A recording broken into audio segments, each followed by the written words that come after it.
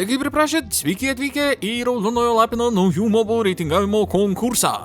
6 vieta.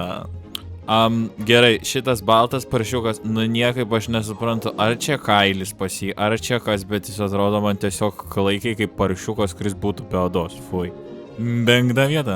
Ir vėl paršiukas, ir dieve tu mano, kodėl jis atrodo kaip jau iškepęs paršiukas. Ar negalima buvo kažkokį rožinesnį ten jį padaryti, kokius žandukus ar kažką, dabar jis toks jausmas, kad jau iškepė.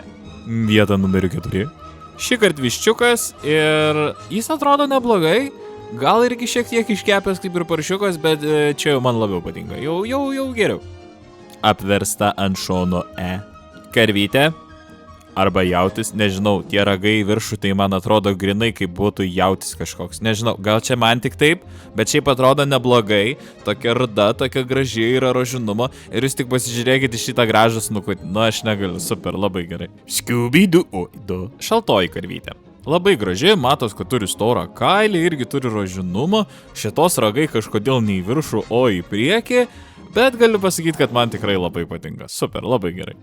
Ir nugalėtojas. Šaltasis mėlynas viščiukas.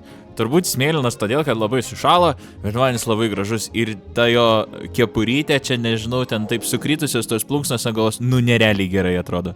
O kurios vietas skirtum tu? Parašyk komentaruose.